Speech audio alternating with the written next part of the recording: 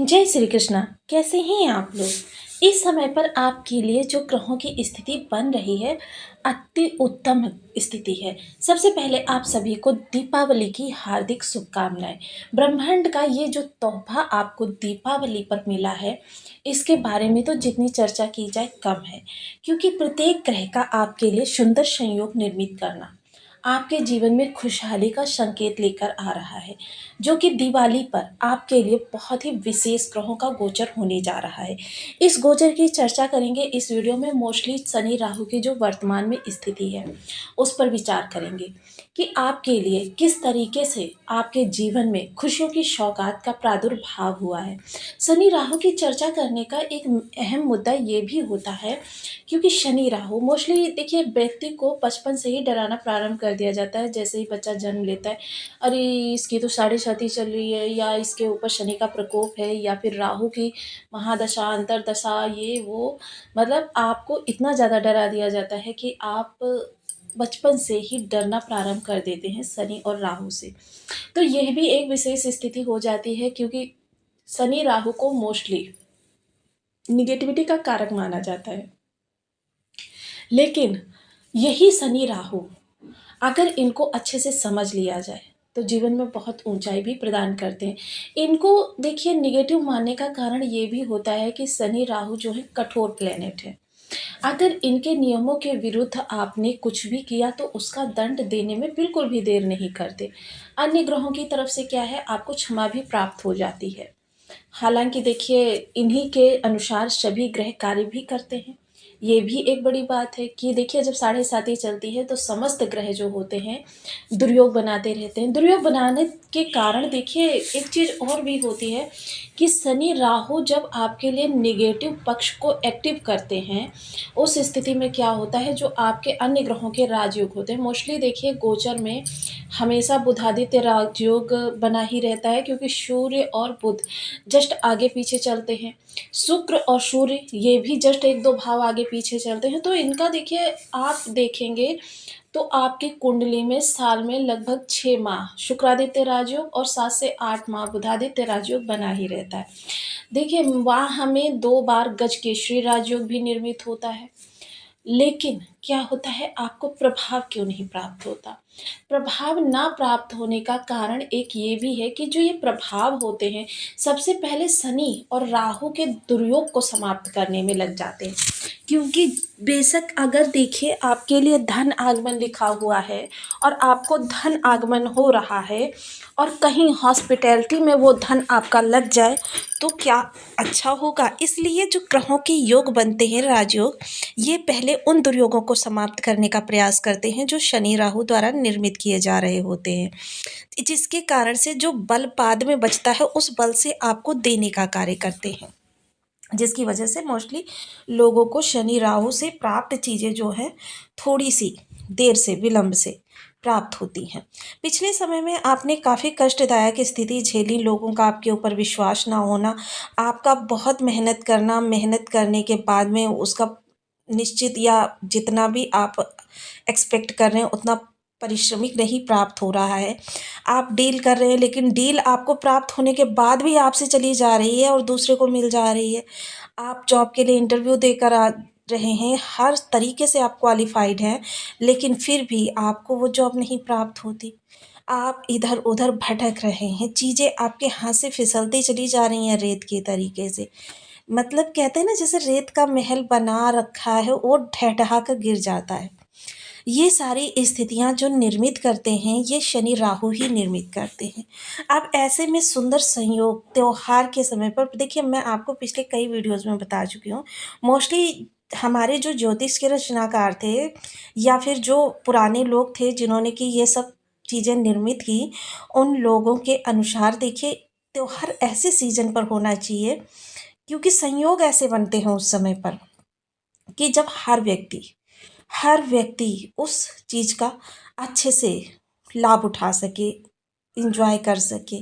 तो ऐसी स्थिति आपके जीवन में भी बनी हुई है और इसके बारे में हम संपूर्ण चर्चा को आगे बढ़ाएंगे। तो बने रहिए हमारे साथ इस वीडियो में एंड तक, आपको बहुत कुछ जानने के लिए मिलेगा। वीडियो बहुत ज्ञानवर्धक होने वाला है।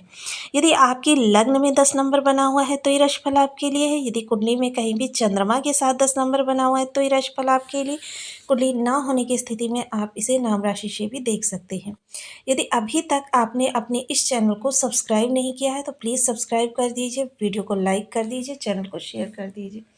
इससे होगा क्या कि हमारे आने वाले हर वीडियो की नोटिफिकेशन मिल सकेगी आपको सबसे पहले। एक प्यारा सा कमेंट करना बिल्कुल ना भूलें। कमेंट से हमें बहुत मोटिवेशन मिलता है, हौसला मिलता है और ये पता चलता है कि आप और क्या जानना चाहते हैं। देखिए, बहुत ही सुंदर संयोग। सबसे पहले तो अगर मैं चर्चा करूं, देखिए गुरु का सप्तम भाव में आना। गुरु का सप्तम भाव में आना मतलब कि सप्तम दृष्टि लग्न पर पड़ना। लग्न क्या है? कारक स्थान है। देखिए, गुरु ने एक नहीं दो दो विपरीत राजियों, क्योंकि लग्न में गुरु कारक होते हैं और यहाँ सप्तम में बैठकर लग्न को देख रहे हैं। दूसरा क्या है? गुरु नवम दृष्टि से अपने ही घर यानी मीन राशि को देख रहे हैं, जिससे आपके तृतीय भाव यानी कि आपके प्रयास का भाव जो है। अब मोस्टली देखिए, हर कार्य प्रयास से ही होता है। जितना भी जीवन में आपके कार्य होता है, ऐसे में क्या है, आपके प्रयास में जो भी चीज़ें मतलब निगेटिविटी बनी हुई थी, निगेटिविटी का तात्पर्य ये होता है कि आप करना कुछ और चाह रहे हैं। मसलन आप जैसे दिल्ली जाने के लिए कोई बस पकड़ना चाह रहे हैं, तो आपको दिल्ली की बस पकड़नी चाहिए, लेकिन मोस्टली करते क्या हैं आप, जब भी ये ग्रहों की दुर्योग कारक स्थिति होती है, आप पहले लखनऊ या कानपुर की बस पकड़ते हैं, फिर आप दिल्ली की बस पकड़ते हैं। मतलब आपको बहुत ज़्यादा विलंबित घुमाव फिराव के द्वारा आप दिल्ली पहुंचते हैं। और जब आपके ग्रहों का योग अच्छा होता है तो आप डायरेक्ट दिल्ली की बस पकड़ते हैं और बस पहुंच जाते हैं। सेम यही चीज़ें होती हैं कि आपके लिए इस समय पर जो ये गुरु का सुंदर योग बना हुआ है, बहुत महत्वपूर्ण है, जो कि आगामी आपको 1 वर्ष तक प्रभावित करता रहे। वैसे भी देखिए, इस समय गुरु का जो नक्षत्रपति है वो बहुत ही सुंदर आपके लिए योग निर्मित करेगा, क्योंकि गुरु वर्तमान समय में स्वयं के ही नक्षत्र से गोचर कर रहे हैं। कर्क राशि में ये उच्च के हैं। उच्च की दृष्टि आपकी लग्न पर जाना मतलब आप बहुत ही अच्छा जीवन यापन आगे करने जा रहे हैं।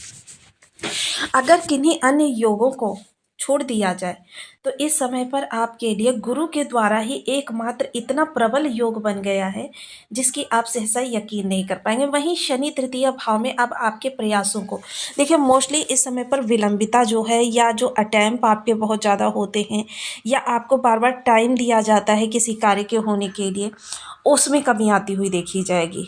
क्योंकि जैसे अभी तक मान लीजिए आप 10 बार किसी चीज़ के लिए प्रयास कर रहे थे, तो मोस्टली ये चीज़ 5 से 10 बार, 5 से 7 बार में आपकी कंप्लीट हो जाएंगी।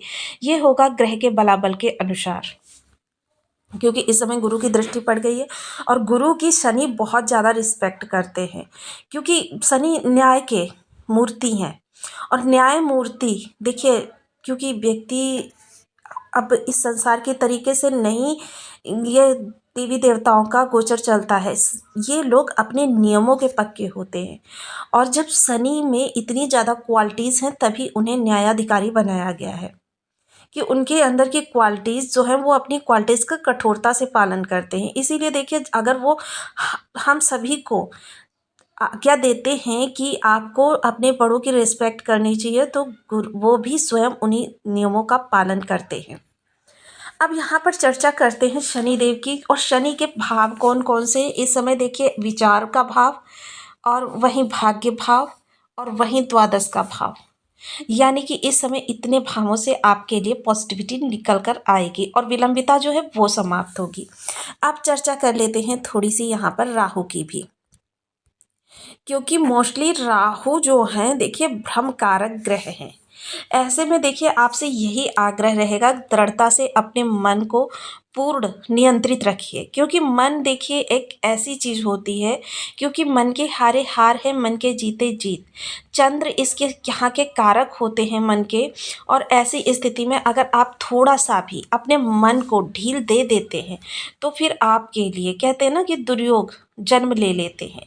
ऐसे में आपके द्वारा किए जाने वाले कार्यों का भी आपको पूर्ण रूपेण लाभ नहीं प्राप्त होता।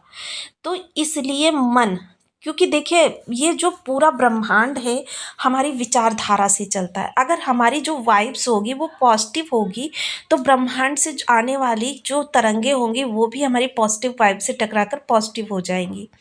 अगर हमारी वाइब्स जो होंगी वो निगेटिव होंगी तो ब्रह्मांड से आने वाली वाइब्स भी उनसे टकराकर निगेटिव हो जाएंगी।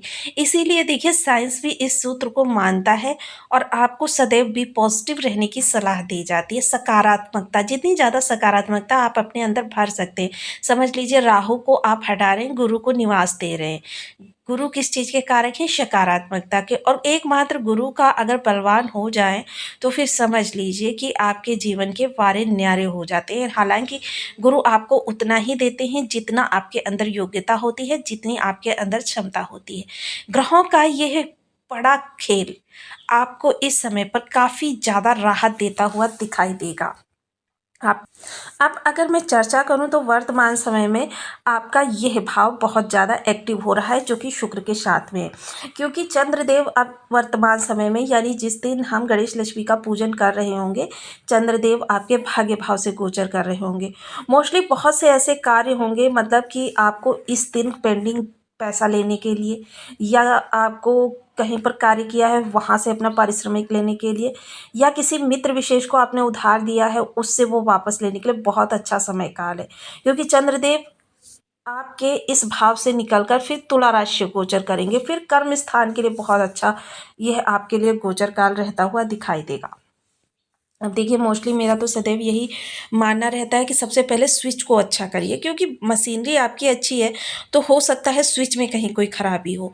अब जब स्विच खराब होगा तो फिर मतलब चीज़ों को मतलब कमरे में बल्ब लगा हुआ है, आप स्विच ऑन कर रहे हैं लेकिन बल्ब नहीं जल रहा, मतलब स्विच में कमी है। तो स्विच क्या है? चंद्रमा, क्योंकि ये जिस भाव में जाते हैं उस भाव को और उससे सप्तम भाव को एक्टिवेट कर देते हैं। उस दिन उस भाव से संबंधित हमारे जीवन में घटनाएं घटनी प्रारंभ हो जाती हैं। तो इसके लिए सर्वोच्च उपाय क्या है आपका? या तो आप पूर्णमासी को गंगा स्नान कर सकते हैं तो आपके लिए बहुत लाभ निकल कर आएगा, या फिर आप पूर्णमासी का व्रत कर सकते हैं, या सोमवार में को भोलेनाथ जी की आराधना कर सकते हैं।